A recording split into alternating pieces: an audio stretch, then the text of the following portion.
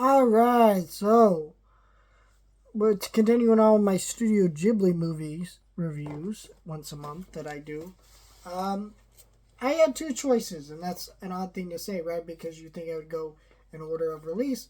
Well, technically, when these movies came out, they came out on the same day. So, do I talk about Grave of the Fireflies first or My Neighbor Totoro? I went with my Grave of the Fireflies first. So, this will be the review next month. There's a whole reason why they chose to release these as a double feature. I think, if I remember right, it had something to do with funding. Could be wrong about that, but I forget the reason. So it's one of those odd things where in Japan, if you saw these movies, they were a double feature, which, good God, joyful whimsy, children dying. That's the mix of these movies here. Don't understand that.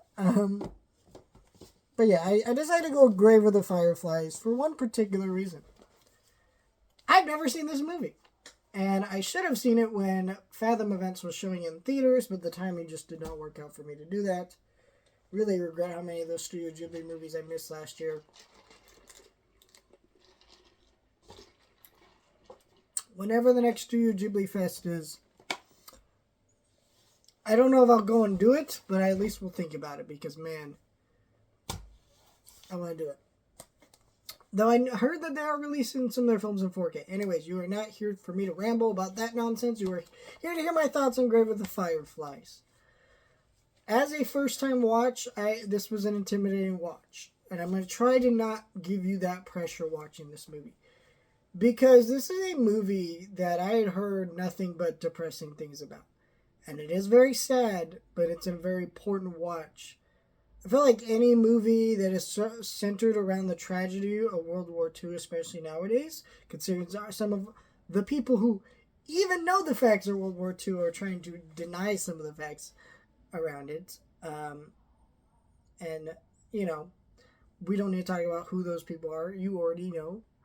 But it's become a really hard thing to grapple with in our society that there are deniers of that. And I feel like movies like this are really important. For that reason. But this is a really amazing movie. This is directed by, not by Hayao Miyazaki, Isao Takahata. Excuse me for pronouncing that name wrong. He is one of the Studio Ghibli movie directors I've seen the least of his films. In fact, I'm not even certain if I've seen any of his films. So we'll discover that together. Maybe, did he do Pompoko? Whatever, we'll talk about that one. But, this is what an amazing movie this was, because you can tell that he grew up during the horrors of World War II in Japan. And this movie is basically a story. I think this is based on something him and his sister really experienced. Now, he did not die, obviously. He went on to direct this movie. But it's a very sad story about this boy who is so naive that he thinks that him and his sister can go live on their own after their parents die in World War II and just make it out in survival. And this movie is about adolescence and the mistakes that coming of being an adolescent teenager. You have faith in governments and people that maybe aren't what you thought they were. I remember when I was growing up, that's something I used to align very different politically compared to, a lot of things. Now that I'm smarter and more educated about things than I used to be, right? Very similar stuff in this movie. You see, our lead here, he believes that so highly in his government that they would never surrender. He's horrified by it. It's a really amazing, tense scene. There's also the adolescence idea of, like, you think you're smarter than you are. He gets really cocky, how he's able to start taking care of his sister and not even realizing, buddy, he can't do this forever. And the frustration, there's also a side of toxic masculinity in this, with this main character who's just so unwitting to admit his mistakes over the course of the movie. Mistakes that get people harmed and killed in ways. And when I say killed, I mean him and his sister. So this movie is just, this is a movie that has an amazing score as well. It's also a movie that the more I watched this, the more the movie went on, the more the images of the movie started sticking with me in ways that actually felt very horrifically painful to even watch.